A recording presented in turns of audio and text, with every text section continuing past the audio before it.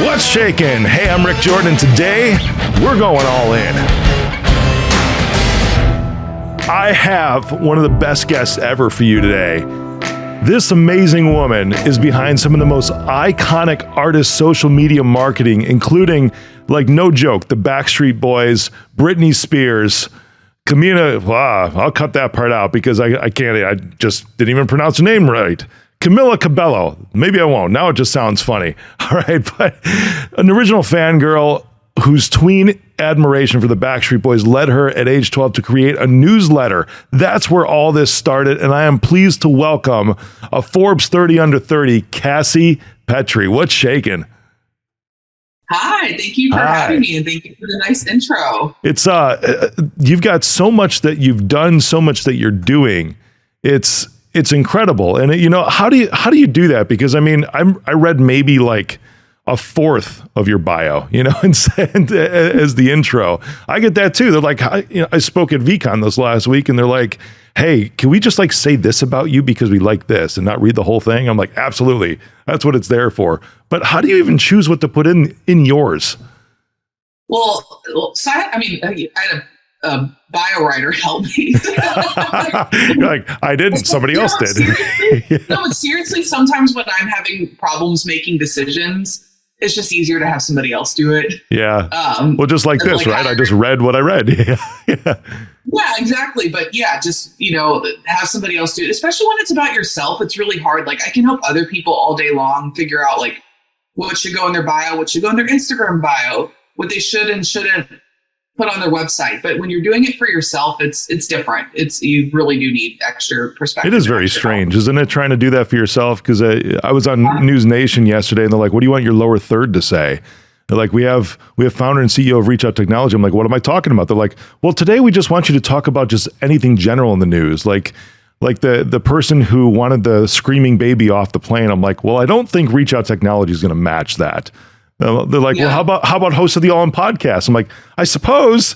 You're like, it's like, well, what do I say about myself? How do I describe myself? I get you totally.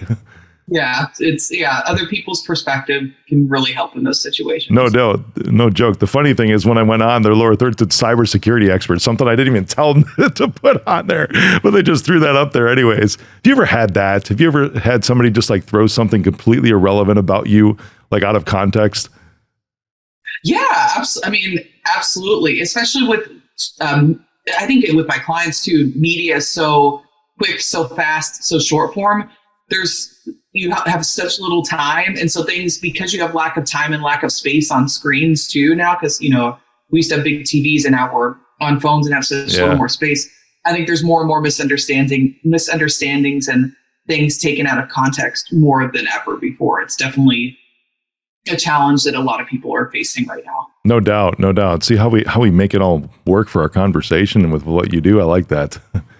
Yeah, absolutely. Yeah. So I'm looking at you right now, obviously, and you're looking at me. But you're in a hotel, it looks like. Where are you at? Yes. What are you doing today? So I'm in a hotel. I'm actually in a hotel in Los Angeles. I, work from home a lot of days with, I have a boyfriend. He's a music producer, but on days where he's like recording live instruments, I can't do Zooms from home because even though the studio's, closed up and isolated and that sort of thing, I'm still, you would hear drums right now for sure if I was there. Well, that could be fun. I could break out my guitar. Yeah, and so, a lot of times I work out of WeWorks, but if I'm doing Zooms or podcasts, I find that the sound is not very good because the rooms are like glass and bouncy. So I actually use dayuse.com a lot of times as my office especially if I'm doing things that are more audio focused, because I feel like that's a better fix on the go than using an empty office space, just because it doesn't have enough things in the room to absorb sound and it gets super echoey. So I'm actually not traveling anywhere. I just use this as an office. That's awesome. I've done the same, actually, being on like a trip somewhere with family, and I got a call because there was a big hack. I am a cybersecurity expert, but it was Bloomberg, Cheddar, and Newsmax that I appeared on in one day during this big breach. And I did the same thing. I literally went and just rented a set because we had a villa, right? And there was nowhere really private in the multi-bedroom villa to do these huge nationwide TV appearances. So I went down the street to the JW and just rented a room. That's it. Didn't sleep there or anything, just to do the appearances because it was quiet.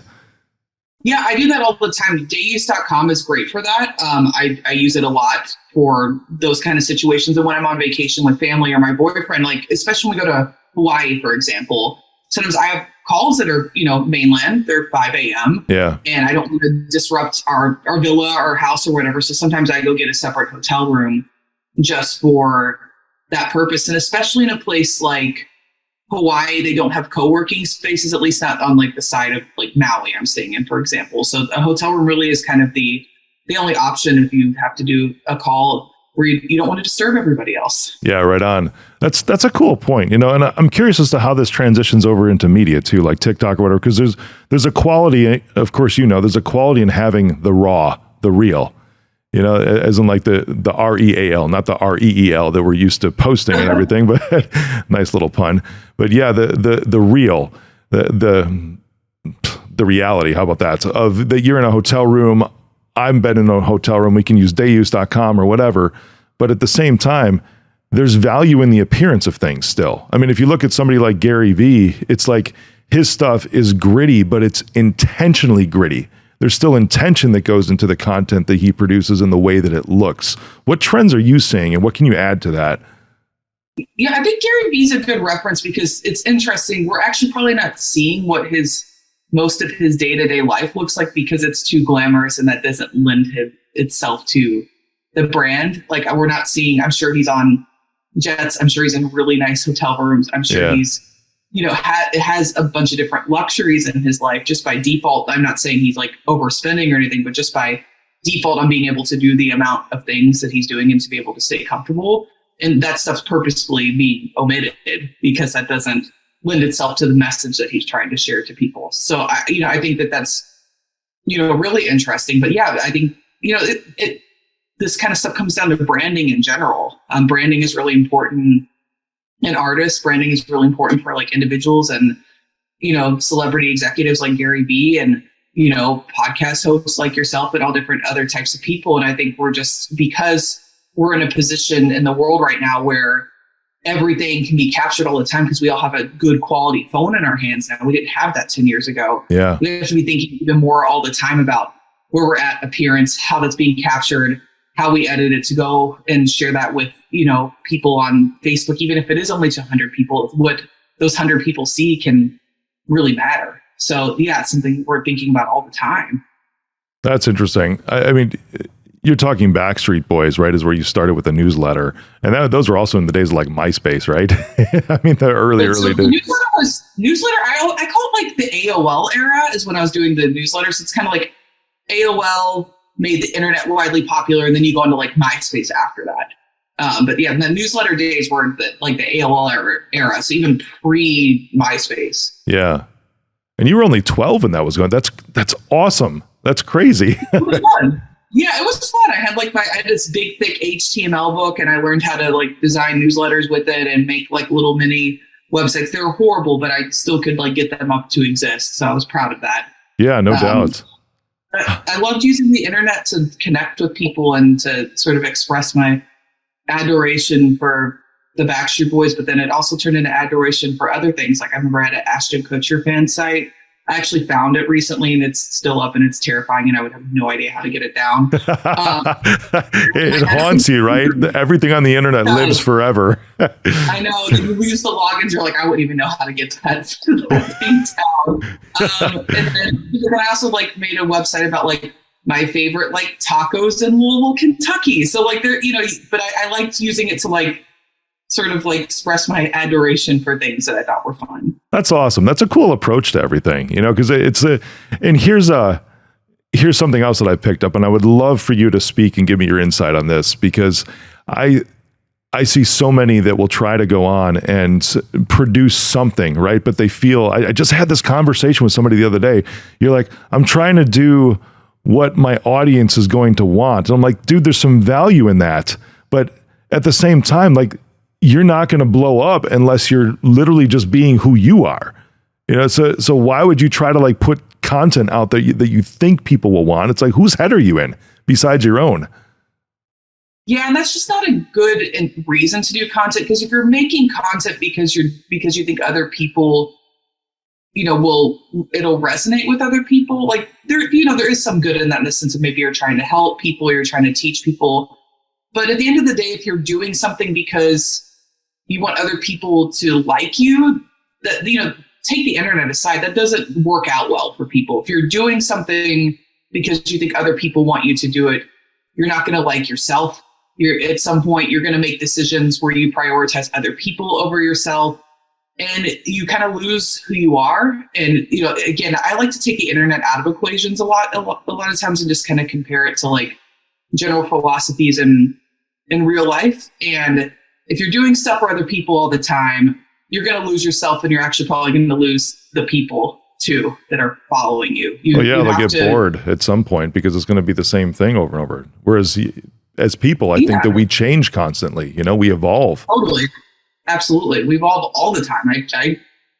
I change nonstop. And I think, I used to like kind of feel like I didn't know who I was, or, know myself because of that. But then I realized part of me is that I change and evolve nonstop. That's like who I am. I sort of struggled with a while, for a second. I was reading all these, self-help books, and there's a lot of good things in self-help books. And, there's a lot of self-help type of content too, that kind of, on the back of self-help books. And I feel like that was really my algorithm at some point. And, a lot of those things talk about like routine and how important that is. And I realized I'm a phases person versus a daily routine person. And I think once I accepted that, I stopped chasing all these like habits that didn't make me happy. And I feel much more at peace about that, because I'm just not going to be the person that wakes up and meditates every morning. And I know that's great for some people. That's just like not who I am. I might go through a phase where I do that, but that's not going to be me every day forever. And I'm okay with that. Yeah, right on. I appreciate that authenticity perspective that you have, because that's all it is. I mean, I can even look back at even, let's just say, this show, right? When I first started this, because I mean, it's 360 something episodes now, 4 years old. It's matured, and I take a listen to the first episodes. And even though I had a branding agency, it was still like I was being fit into this box that when I listened, that they wanted me to be, and it wasn't really until I started not caring about that and just be like, hey, this is me. This is I'm Dory. Like even today when I said the artist's name wrong, right? We're not going to cut that in post, because it's just funny. I'm human. I freaking make mistakes when we're on stuff like this, and it's just how it is. We just roll past it. It's like I've taken a company public, and you've done amazing things with big artists, but we're still freaking people. Yeah, we still make a lot of mistakes, and there's always something that everyone hasn't done before, right? So we're always going to be like trying something new for the first time and not have experience at it and not be good at it. And that's okay. It doesn't matter, how great you are at one thing. It doesn't mean that you're automatically experienced at everything else. Yeah, right and on. That's totally fine. No joke. I'm really bad at most things. And I think sometimes I, don't do things that I want to do because I feel like I'm not going to be good at it. But it's, something that I'm, currently working on getting over in a lot of circumstances, because that doesn't mean I shouldn't try just because I'm not going to be good at it. I feel like sometimes I get this sort of complex of feeling like I have to be good at everything I'm doing. And that's ridiculous. And nobody will ever be able to do that. So just working through the like mental psyche around that is hard, I think, for me, and I'm sure a lot of other people can relate to that as well. Right on. Now let's kind of shove that into the big time artist arena. Everything that we're talking about, because let's be real. I mean, even every human being has an ego, but a lot of the big artists, they've got like exponential egos. There's some really, really down to earth ones that exist, but then there's other ones that are like, I'm the greatest, I mean, I won't say any names. Beyonce, sorry, excuse me. I had a bit of a cough there, but how do you balance that? Exactly what we're talking about, like the authenticity, because I could see an artist's need for performance in entertainment. And let's be real, sometimes they really do like take on a role when they take the stage. Yes. How do you help them become approachable in social and other forms of media to where people want to follow them and they can actually like them and stick around with them for a long time, not because they're famous, but because they're human, like we're talking about? Yeah. So something that, I teach this to a lot of my staff, but something that I think is really important when working with artists is to figure out how to empathize with them, because if we can't figure out how they got there in certain complex moments, we're not going to be able to help them. So, you kind of have to think about this, like going on stage and playing in front of 15,000 people, and then going from that to going to your hotel room and being alone. Those are like so drastically far apart. And that's such a hard high low to come down from. And I think just acknowledging that and acknowledging even being able to grasp like 1% of putting myself in that person's shoes. I think sometimes it kind of can make me understand celebrities' behaviors better and how to help them better. But I think just try, I'll never be in that situation, so I can't fully empathize with it. But even like trying to and realizing that like what they've been through is not normal, I think it really helps me and my team members be able to communicate with them in a way to kind of, pull the things that are human out of them, because it's so their perspective, if you're doing that, your perspective is going to be warped. You're not going to view life the same way that other people do.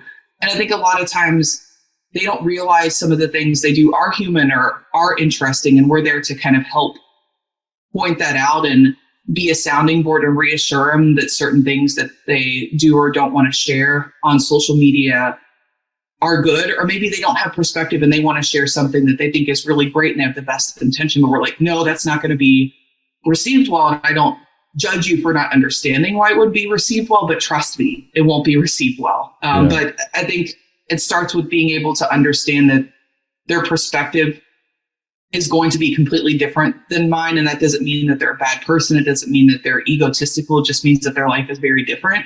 And I have to figure out a way to sort of see the world through their lens a tiny bit so we can communicate in some productive way. Yeah. I think Donald Trump needs your help.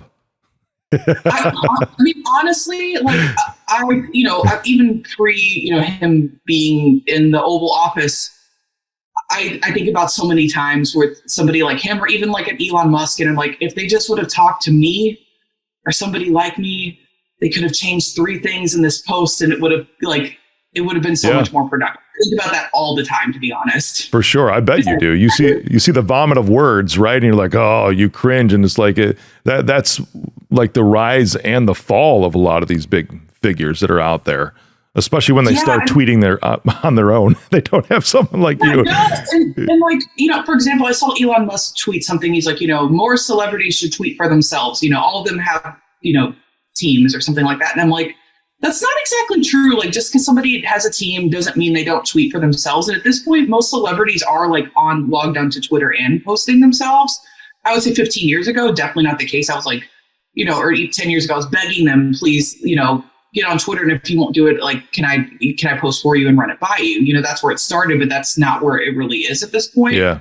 But if he would have talked to me before he posted that, somebody could have been like, hey, I know why you think that, but it's actually not true, or let's verify that. Like, I like to be that person to think about, I totally understand why you want to say that, but let's think about it for a second, or let's get a second opinion, or let's verify that fact. Like, I like to be that person. And a lot of times people don't listen and they say, I don't care.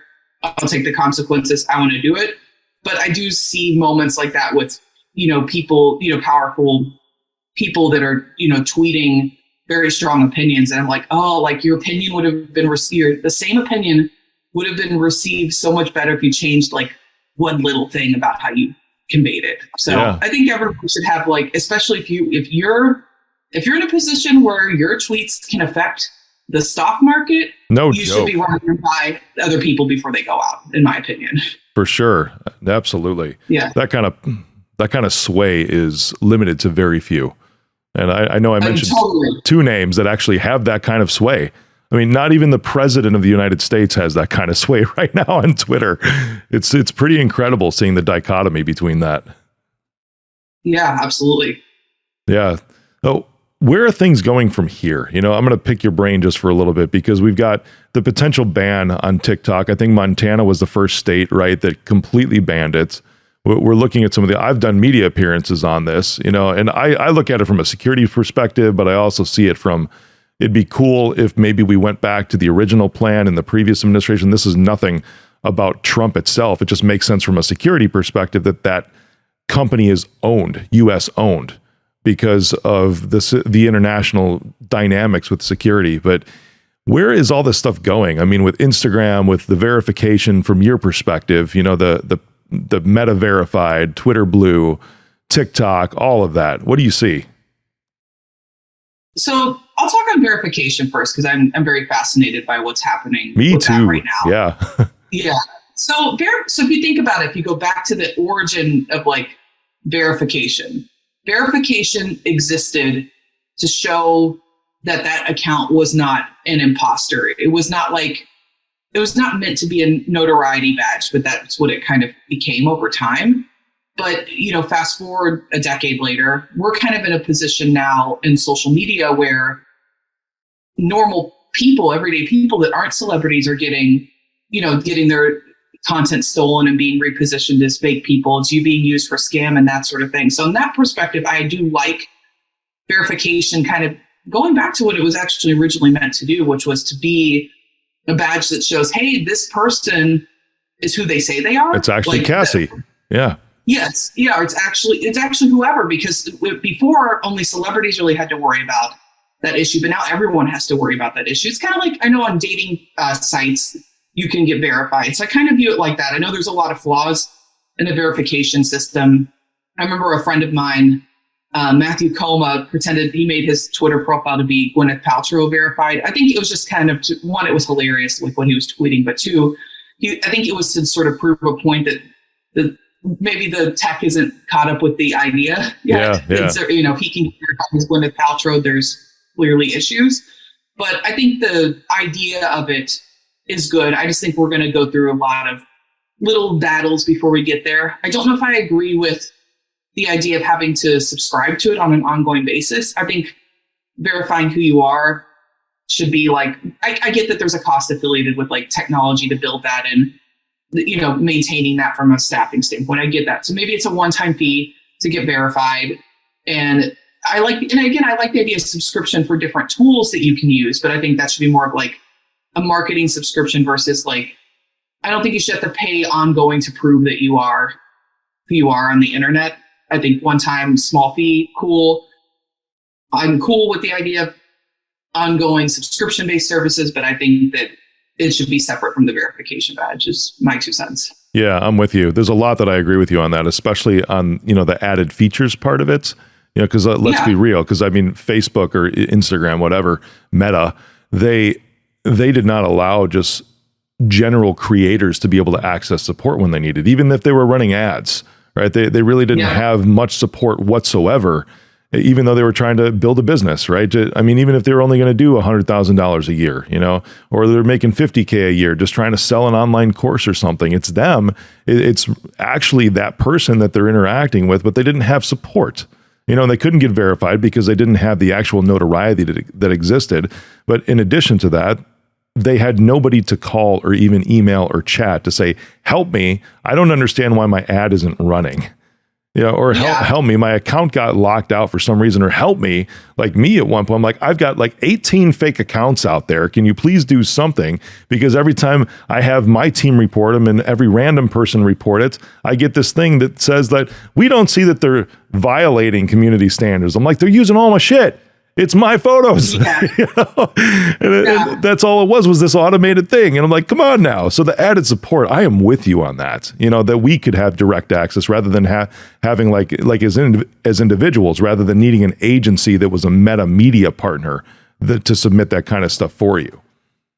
Yeah. And a lot of times, so my agency is a partner, so we have access to the portal and can, help with a lot of these things. And a lot of times I would, if somebody had a small one-off request like imposter or somebody hacked their account, we would just help for a small rate because I knew that they didn't have another option. Yeah. But I just don't necessarily want, that's not necessarily my wheelhouse in terms of clients that I want. And like, I don't want to bill like, billing $200 and by the,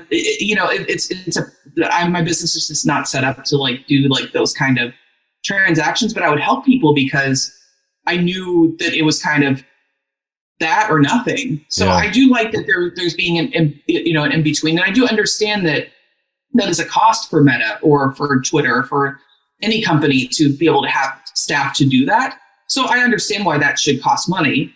So I hope that that's in the direction it goes, because if people are using it for business, I think that's a really great feature to actually be able to have like a support line to call or to be able to actually get an imposter account down like that. That's really, really powerful. So I hope, I think there's a lot more to sort of hash out in terms of the logistics on that, but I hope that's where it goes and it turns out well for a lot of people. I'm with you. And I'll get off the tech stuff in a bit because security is kind of my thing. And I like seeing people actually verifying who they really are, that you're interacting with them. There's two things I'm saying, like with, you were talking about the scams. Now Twitter has the gold check, right? Which is for organizations. And what shifted my mind, because originally was like, what, the blue tick means nothing anymore? That was like my original reaction with everybody else. But then I'm starting to see that somebody like Verizon has the gold tick, and then all of their 20-something accounts underneath Verizon, like Verizon Business on Twitter, Verizon Customer Care on Twitter, Verizon Sales, Verizon, all this other stuff, all of their individual accounts that are now also having this blue tick because they're officially part of the organization as a whole. So if you get a message from like Verizon _deals with a Z or something that says, hey, I've got a special promo for you, an iPhone 14 Pro Max for $50, just Venmo me the money. That's it, and I'll send you the phone. It's clearly a scam, but now you can tell just because they have that gold tick that it's an actual Verizon account. If they don't have it, then it can be a scam because it's not actually Verizon that you're interacting with. That's one of the beautiful things that I see about this. It's going to protect people. Yeah, it will long term. And I understand the growing pains with it, but I do see long term, I see a lot of upsides to it. I really do. Yep. We're going to see now too, because Gmail released a verification system just recently for their email for organizations. So when you interact with somebody, there's a cost associated. We're doing it. My company's a public cybersecurity company. It costs somewhere around $3,000 a year to do this because you have to install all this digital certificates, verify your organization, all of those things. But now you'll see, because of the scams that come across an email, even way more than social media, you'll see if you have a Gmail account, you will see a verified organization or an email, somebody that has an email with a verified organization have that blue check mark on their profile pic when you receive the email. Yeah, I really, really like that too, because one time a staff member of mine fell for one of those scams. They get one of the emails that says, hi, it's Cassie, and I need you to go buy the gift cards. And, and they did it. They went and spent $3,000 and bought $3,000 worth of Spotify gift cards. And there's nothing I can do. Yeah. It's a horrible situation. I'm sure that happens all the time to people. And, we have a whole company policy of how to deal with that and to make sure you always check the email and stuff. But a tool like that could save a lot of automatic intuition and thinking and time. Right so on. I'm happy with that. Right on. I got a rapid fire question for you. Ready for this? Favorite artist you've ever worked with? The Backstreet Boys. Yeah, I was curious. All right, least. They're always my answer. For my whole life. Favorite client now, but favorite when I was a kid, forever and always. That's awesome. Now I could say it nicely and say least favorite artist, but I'll just say it: worst artist you've ever worked with. It's interesting. I don't know if I have a worst artist I've worked with, and I don't know if I would want to publicly name anybody, but it's interesting. I feel like a lot of times the people you would think the worst are actually really great, and some of the people you think are great are actually really horrible human beings. Well, let's do that. How about somebody that the public might have thought was really horrible, but yet they turned out to be really great? Let's see. Who would the public think is really horrible? I mean, we work with a lot of comedians, and I think sometimes people will maybe think they're tough, but they can actually be really fun. We did some work with like Bert Kreischer for a little bit. And, I think that for a lot of people that could seem kind of like a tough client on the front end, but he actually was really smart and, has a lot of input and a lot of really great ideas and really fast to respond. And actually, I think probably would have, maybe been better to work with than a lot of people thought. So that's awesome. Next rapid fire for you. Somebody who has zero connections, what's the first step for them to get involved in the music business? Always go local. That's how I got involved. I'm from Louisville, Kentucky, not exactly a music industry mecca, but I found local bands that I could help and get experience with, whether it was selling merchandise at their shows or I was helping them run their peer volume pages at the time, helping them post flyers about their show. But there's always a local band who is lacking resources that you can help and start building your resume that way. That's awesome. Last question. This one's a little more open-ended for you because I'm really interested in what you have to say. I love employing women in tech because it's a very lopsided industry from a gender perspective, and I think women just bring an absolute brilliance to a lot of things that they do. But what advice would you have for women who are looking to start their entrepreneurial business, especially in social media? I would just say there's no way you're going to not feel like the odd one out sometimes. You're going to go to meetings or conferences or even sit in first class and be the only woman sometimes. And that can make you feel really isolated and make you feel really down on yourself. But it's really important to keep going and to stay in it because that's the only way that you're not going to go sit in first class one day and it not be 50-50. Even though you feel alone, it's inevitable, it's going to happen a lot. It's really important to stick it out because sticking it out is what is going to make it change for people in the future. That's brilliant. Thank you for sharing from your heart today. For real, that was amazing. Of course. I appreciate you being on. I would love to stay connected because you're awesome. And for everyone else, where can they connect with you the best? I'm mostly on Instagram and LinkedIn. Just my name, Cassie, Cassie, Petrey, Petrey. And I don't post all that frequently, surprisingly, even though I run a social media agency, but I actually spend a lot of time DMing people. So if you want to chat or have a question or comment, I check my DMs every day and happy to have a conversation. Cassie Petrey, everyone. She's amazing. Connect with her, follow her. I love her. And you should too. All right. Thanks, Cassie.